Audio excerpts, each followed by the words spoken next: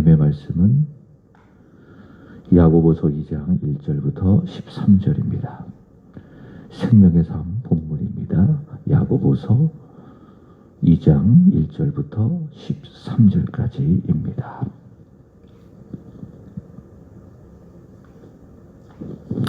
내 형제들아, 영광의 주 곧 우리 주 예수 그리스도에 대한 믿음을 너희가 가졌으니 사람을 차별하여 대하지 말라. 만일 너희 회당에 금가락지를 끼고 아름다운 옷을 입은 사람이 들어오고 또 남루한 옷을 입은 가난한 사람이 들어올 때에 너희가 아름다운 옷을 입은 자를 눈여겨보고 말하되 여기 좋은 자리에 앉으소서 하고 또 가난한 자에게 말하되 너는 거기 서 있든지 내 발등상 아래에 앉으라 하면 너희끼리 서로 차별하며 악한 생각으로 판단하는 자가 되는 것이 아니냐. 내 사랑하는 형제들아, 들을지어다. 하나님이 세상에서 가난한 자를 택하사 믿음에 부요하게 하시고 또 자기를 사랑하는 자들에게 약속하신 나라를 상속으로 받게 하지 아니하셨느냐. 너희는 도리어 가난한 자를 업신여기었도다. 부자는 너희를 억압하며 법정으로 끌고 가지 아니하느냐. 그들은 너희에게 대하여 일컫는 바 그 아름다운 이름을 비방하지 아니하느냐. 너희가 만일 성경에 기록된 대로 내 이웃 사랑하기를 내 몸과 같이 하라 하신 최고의 법을 지키면 잘하는 것이거니와 만일 너희가 사람을 차별하여 대하면 죄를 짓는 것이니 율법이 너희를 범법자로 정죄하리라. 누구든지 온 율법을 지키다가 그 하나를 범하면 모두 범한 자가 되나니 간음하지 말라 하시니가 또한 살인하지 말라 하셨은즉 너희가 비록 간음하지 아니하여도 살인하면 율법을 범한 자가 되느니라. 너희는 자유의 율법대로 심판받을 자처럼 말도 하고 행하기도 하라. 긍휼을 행하지 아니하는 자에게는 긍휼 없는 심판이 있으리라. 긍휼은 심판을 이기고 자랑하느니라. 아멘. 어제 야고보는 경건에 대하여 전했습니다. 경건이라고 하는 것은 어제도 말씀을 드렸죠. 하나님의 말씀을 듣고 그 다음 실천하는 것이다. 그것이 바로 경건이다. 구체적으로 보면 야고보는 전합니다. 야고보가 말하는 경건은 아주 구체적이고 실제적인데 어제 이야기했죠. 서로 대화를 할 때에 듣는 것은 속히 하고 말하기는 더디하고 또 서로의 관계 속에서 화가 날 일이 있죠. 성내기는 더디하고 성내는 것이 하나님의 의를 이루기에 합당하지 못하니 성내기에 더디하라. 그렇게 이야기했습니다. 그리고 환난 중에 있는 어려운 사람이지요. 고아와 과부를 잘 돌보고 자신을 지켜 이세 속에 물들지 않는 것. 그것이 바로 경건이라 야고보는 전했습니다. 오늘 함께 읽은 말씀도 같습니다. 구체적인 경건을 소개를 또 하고 있는데요. 그것이 무엇인가 하면은 차별하지 않는 겁니다. 교회적으로 본다면 오늘 큐티의 제목이지요. 교회는 경건을 실행해야 된다. 다시 말해 차별 없는 사랑을 실행하는 공동체가 되어야 한다라고 하는 것입니다. 지금도 교회가 그렇지만은 교회 안에는 여러 계층의 사람들이 존재를 합니다.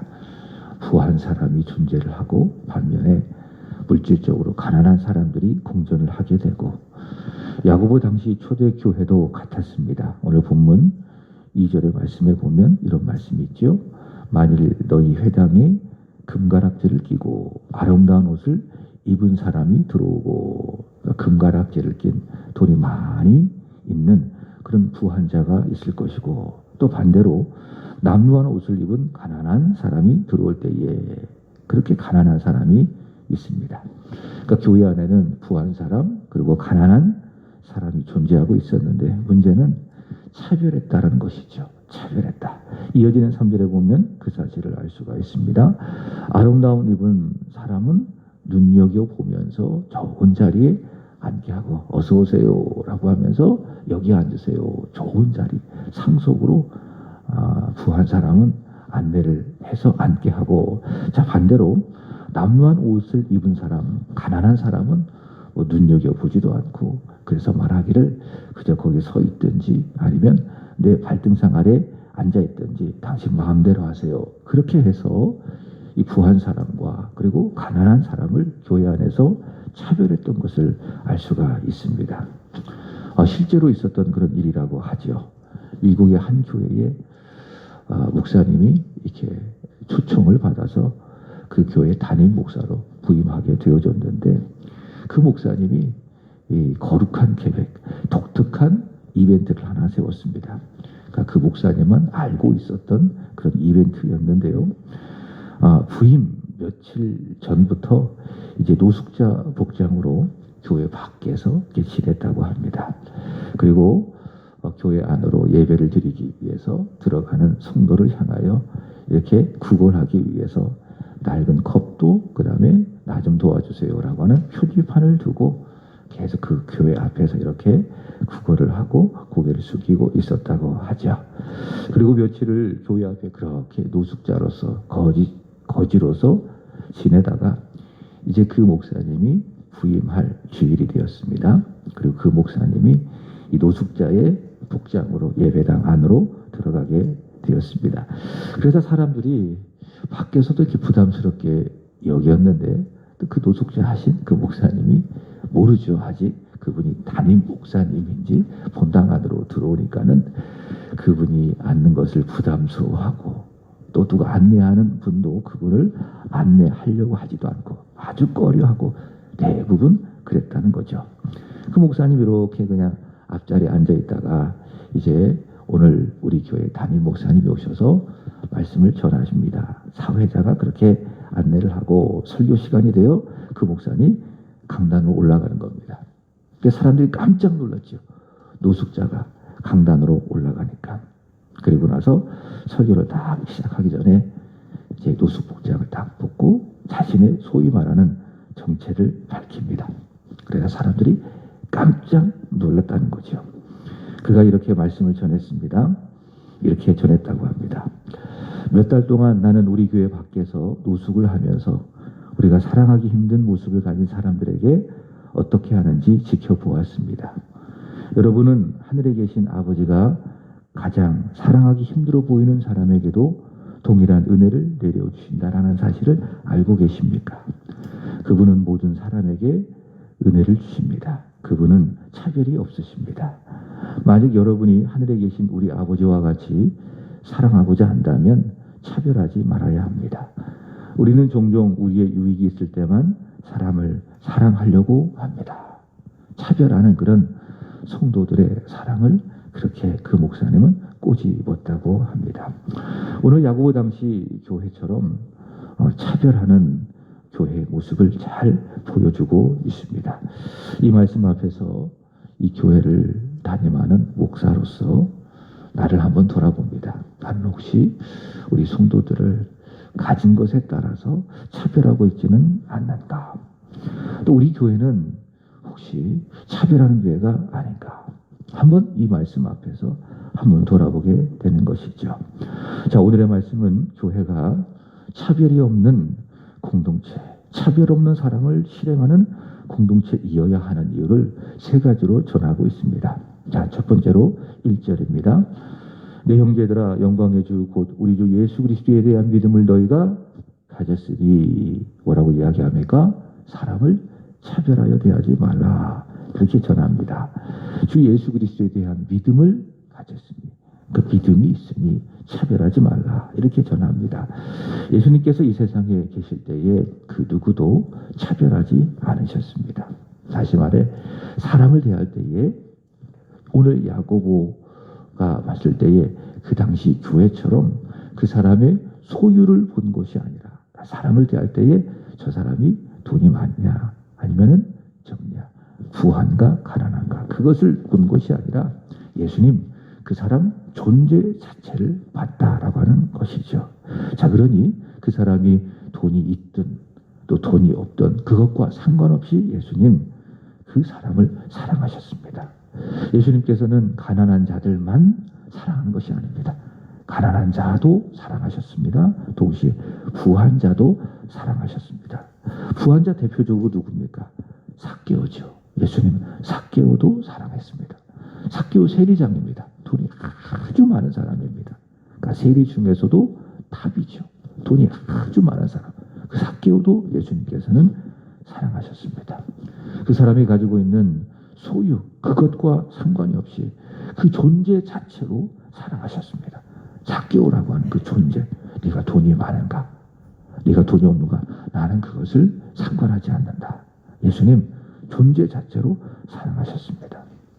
다시 말해 오늘 초대교회처럼 부한 사람이라고 해서 그 사람을 존중해주고 반대로 돈이 없는 가난한 사람이라고 해서 그 사람을 업신여기지 않았다라고 하는 것입니다. 자, 그 차별이 없으신 예수님, 그 예수님에 대한 그 믿음을 너희가 가졌으니 새 번역 성경에는 이렇게 이야기하더라고요. 너희가 주 예수를 믿는 믿음이 있으니 예수 그리스도를 향한 믿음을 너희가 받았으니 차별하지 말라. 그렇게 전하는 겁니다. 자, 두 번째로는 예수 그리스도의 아버지 하나님도 차별하지 않으셨기 때문입니다. 자, 구원의 경륜에 있어서 성부, 성자, 성령 하나님의 사역이 다르죠. 구분이 되죠. 자, 성부 하나님은 어떻게 하십니까? 창세전에 우리를 구원하시기로 선택하십니다. 그게 성부 하나님이 하시는 사역이죠. 그 다음에 성자 하나님 어떻게 하십니까? 그렇게 창세전에 아버지께서 선택하신 사람을 위하여 십자가에서 피를 흘리시는 겁니다. 그 다음에 성령 하나님 어떻게 하십니까? 그렇게 십자가에서 피 흘린 택한 하나님의 백성들을 복음으로 불러 모으시고 복음을 듣게 하여 믿게 하시고 예수를 믿어 영접하게 하시고 거룩하게 하시고 영화롭게 하시죠.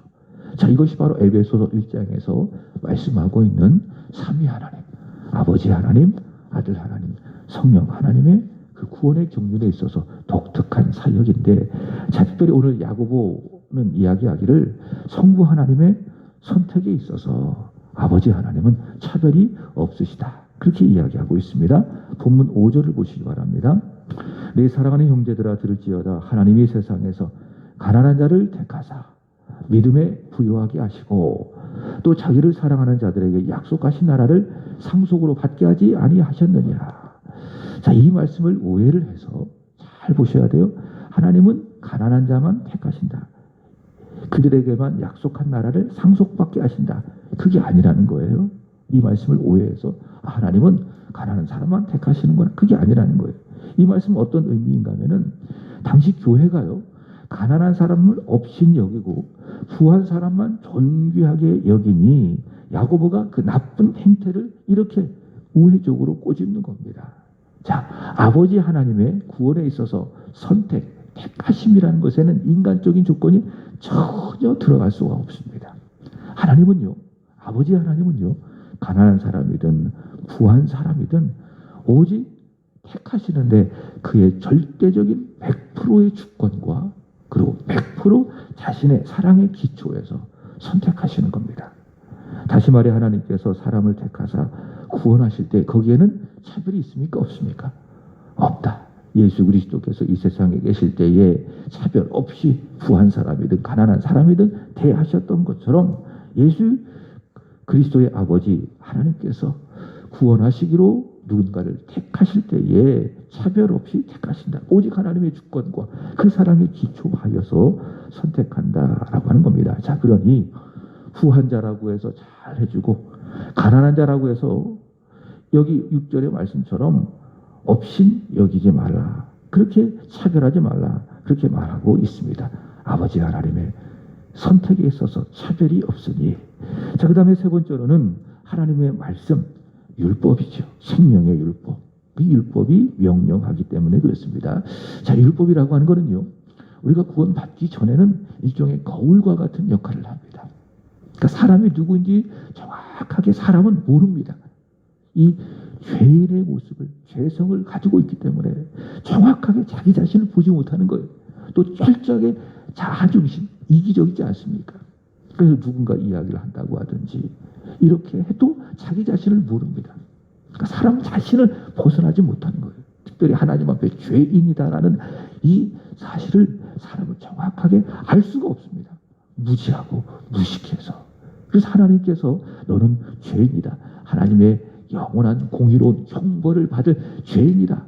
이 명확한 객관적인 사실을 알게 하기 위해서 우리에게 보여주신 정확한 거울이 하나 있는데 그것이 무엇입니까?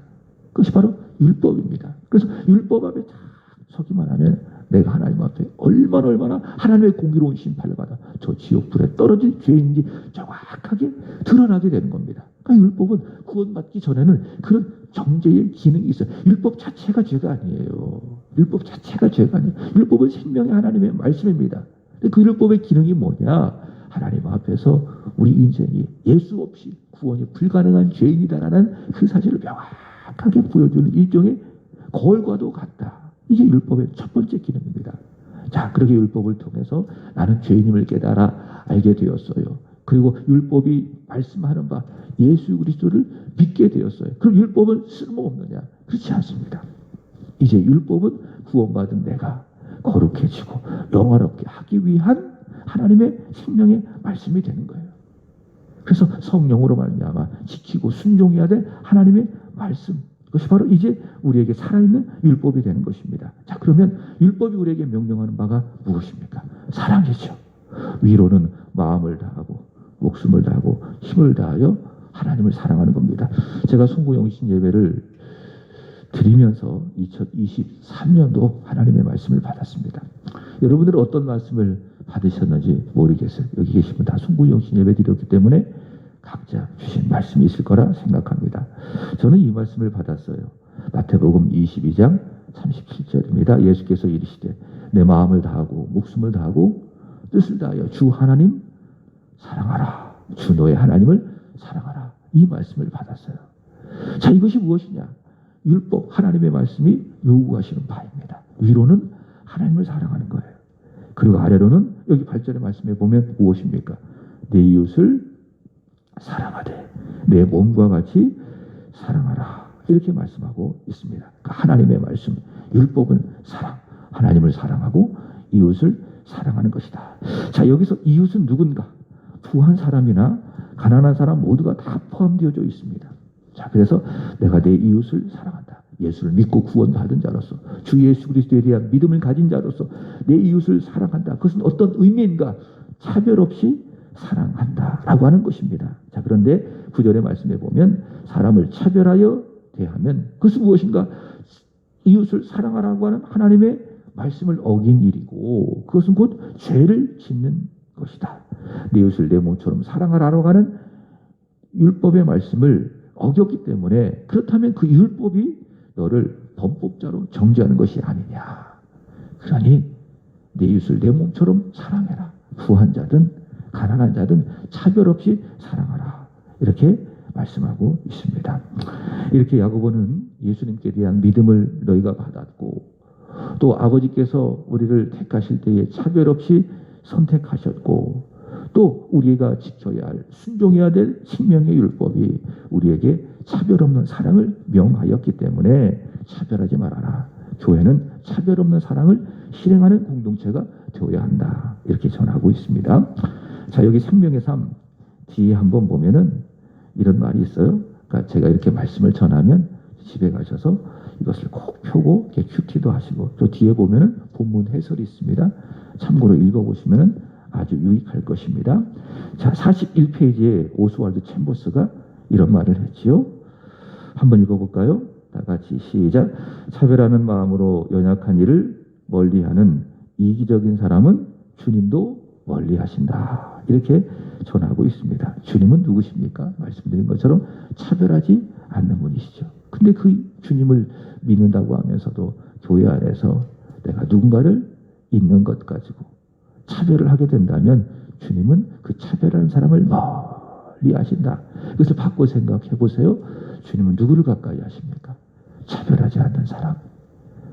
하나님의 말씀을 따라서 내 이웃을 내 몸처럼 사랑하라라고 하는 말씀을 갖고 누구든지 차별 없이 사랑하는 바로 그 사람을 가까이 하시고, 그리고 그런 교회를 주님께서는 가까이 하신다. 그렇게 우리는 이해할 수가 있을 것입니다.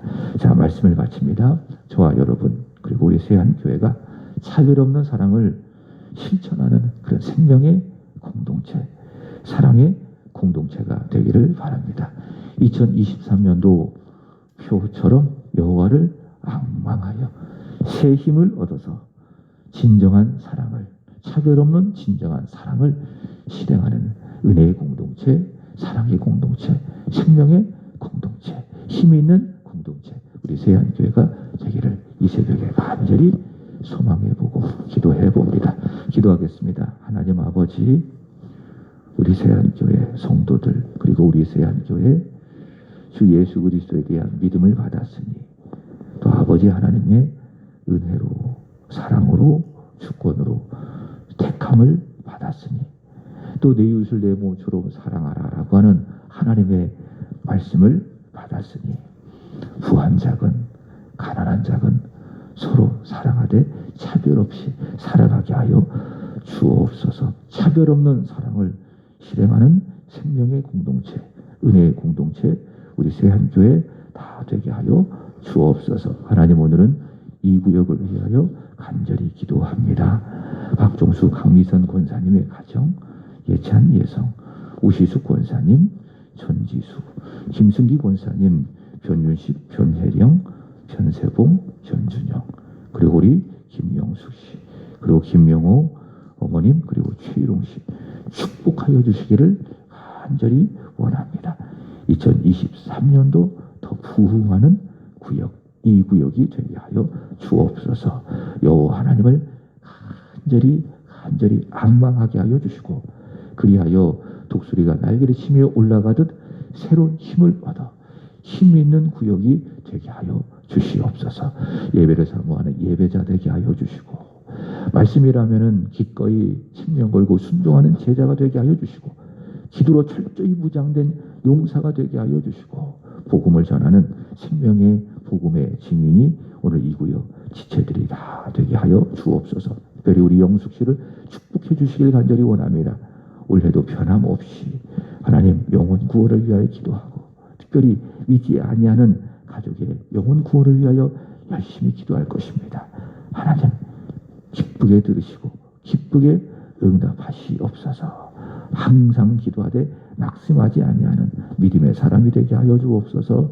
하나님의 말씀을 읽을 때에 살아있는 하나님을 만나는 은혜도 매 순간 있게 하여 주시옵소서. 올 함께 기도하는 사랑하는 교종들을 축복하여 주시고, 이전에서 드려지는 간절한 기도, 하나님의 때에 하나님의 좋은 곳으로 응답해 주시기를 원합니다. 추워지는 겨울, 우리 사랑하는 세한교회의 성도들의 건강을 지켜주시고, 저들의 가정을, 자녀를 지켜주시기를 원합니다. 1월 15일 장안리 사모님의 찬양 집회를 통해서 하나님의 영광을 받아주시고, 은혜가 넘치는 시간, 행복한 시간, 주께 영광이 되는 복된 시간이 되게 하여 주옵소서. 많은 분들이 참여할 수 있게 하시고, 특별히 믿지 않는 사람들을 향한 전도의 기회로 우리 세한교회 성도들이 삼게 하여 주시옵소서. 감사합니다. 구주 예수님의 이름으로